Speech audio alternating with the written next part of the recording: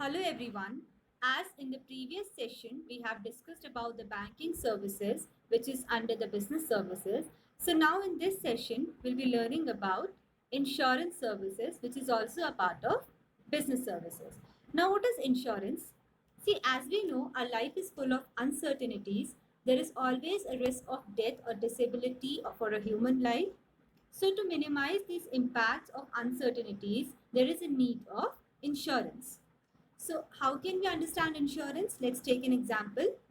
For example, if there is a sole earner in a family and the whole family is dependent on that member, and suppose one day that sole earner had met with an accident and he died in that accident. So now, who will be the responsible for the family loss or expenditure? Insurance will be responsible for the family loss and expenditure. How? If the man had a contract with the insurance company and he had paid the premium is a kind of deposit which the man has to pay in a recurring basis. So the premium can be paid quarterly, half yearly, or yearly. And if the man had paid all the premium, so now at the time of his death, insurance company will be responsible for the losses of his family. So insurance is it is a device by which the loss likely to be caused by an uncertain event is spread over a number of persons who are exposed to it and who prepare to insure themselves against such event. Insurance is a contract between insurer and insured in which the insurer agrees to make good the loss of insured on happening of an event in consideration of a regular payment called premium. This agreement or contract is in written and is known as policy. So insurance is a written agreement which is known as policy, and the person who get the insurance who come into the contract is known as insured, and the company which is providing insurance is known as insurer. So the important terms which is used in insurance contract are, so the first term is insurer. Insurer is the individual or firm known as insurance company which agrees to compensate the loss of insured. So insurer कौन होता है? वो companies जो insurance service provide करती है. Second is insured. Insured is the individual or firm who gets compensation of loss. Insured pays regular amount of premium. So insured कौन होते हैं? वो individual जो इंश्योरेंस करवाते हैं और अपने लॉस पे उनको कॉम्पनसेशन मिलता है. Third is happening of the event. It refers to the subject matter of the policy or the kinds of losses covered under the policy. For example, in fire insurance, the loss is compensated only if it is due to fire. So happening of the event का मतलब होता है insurance का पैसा तभी मिलेगा जब वो इवेंट या लॉसेस इंश्योर्ड बियर करेगा, और वो उसी लॉसेस पे इंश्योरेंस मिलेगा जिस लॉस का इंश्योरेंस करवाया है. फॉर एग्जाम्पल, अगर कंपनी को लॉस होता है due to fire, so fire insurance will be provided by the insurance company. Fourth is premium. So premium refers to an amount paid quarterly, half yearly or annually by the insured to the insurer for getting compensation at the time of loss. So premium वो amount है जो insured pay करता है quarterly, half yearly, ये सारे recurring basis होता है, recurring basis पे पे किया जाता है, और ताकि फ्यूचर में जो लॉस हो उसमें इसमें कॉम्पनसेशन मिले. Now the next topic is functions of insurance. So the first function of insurance is providing certainty. Now the insurance company provides the certainties for the risk of loss as it minimizes the impact of uncertainties. The insurance companies charges the premium for providing certainties. Second is protection. So the second main function of insurance is protection from the probable chances of loss, as insurance company cannot stop the happening of the event, but it can minimize the impact of these uncertainties by providing compensation for losses. Third is risk sharing.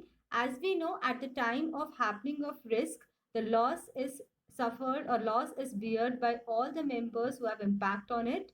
So the insurer which provides the compensation it is shared by all the insured member of that policy. Fourth is assist in capital formation.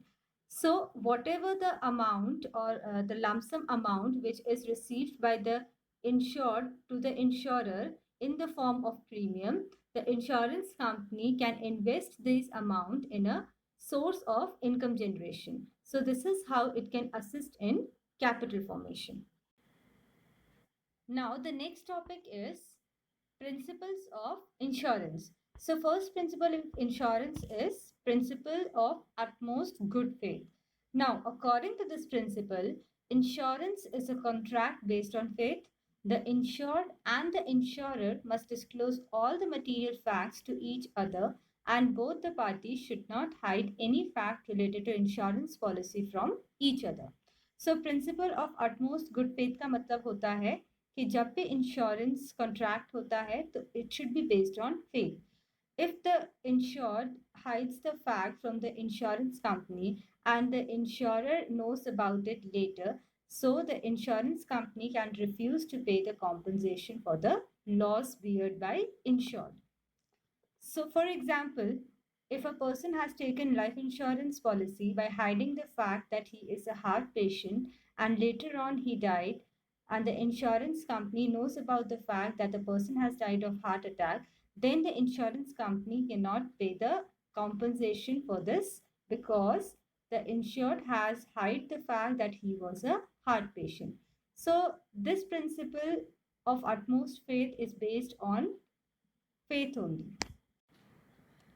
Now, second principle is principle of insurable interest.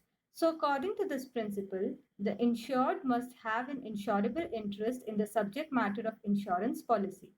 Without interest, taking an insurance policy is a gamble and fraudulent activity, and law does not permit it. So, according to this principle, a person can take life insurance policy for his spouse or for his children, but he cannot take the insurance policy for strangers. Now, the third principle is principle of indemnity. So, according to this principle, insurance is not a contract of making profit.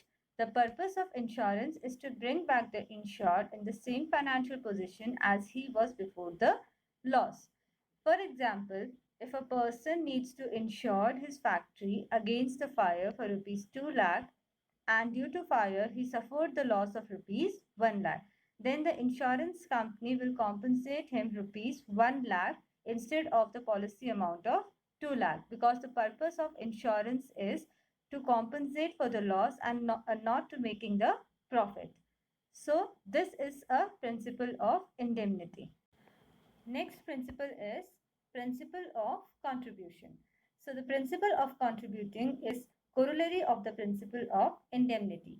According to this principle, if a person has taken more than one's insurance policy for the same subject matter, then all the insurers will contribute the amount of loss and compensate him for the actual amount of loss.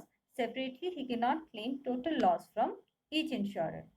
For example, if a person gets insured his house against the fire for rupees 1 lakh from the insurer A and rupees 50,000 from the insurer B, and suppose he suffers a loss of rupees 1 lakh. So A will be liable to pay him rupees 50,000 and B will be liable to pay him rupees 25,000. Now, next principle is principle of subrogation. So, when the insured is compensated for the loss or damage to the property insured by him or her, the right of ownership of such property passes on to the insurer. This is also a corollary to the principle of indemnity, because once the compensation is given, later on if the insured realize some money by sale of damaged property, that will bring profit for him, and the insurance is not a contract of making profit.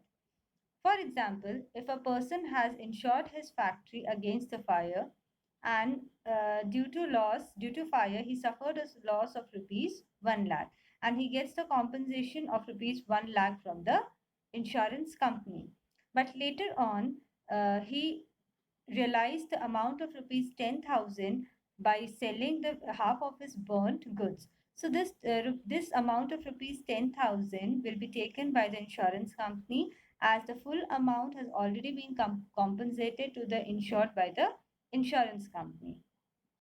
Now, the next principle is principle of causa proxima. According to this principle, the cause or reason for the loss must be related to the subject matter of the insurance contract.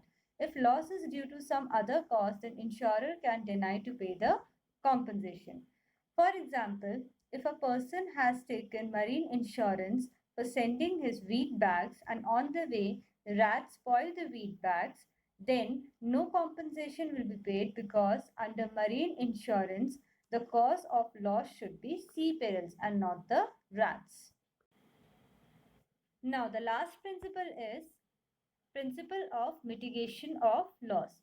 So, according to this principle, the insured must take care of his property or subject matter of insurance in the same way as he would take care without taking the insurance policy. For example, if a person has taken fire insurance policy for his house and when the fire breaks out, then he should try to stop the fire and minimize the loss rather than watching the fire, so that he can get the full compensation from insurance company. So this is an example of principle of mitigation of loss. So in this session, we have learned about insurance, functions of insurance and principles of insurance. In the next session, we'll continue with the types of insurance. That's all for today. Thank you.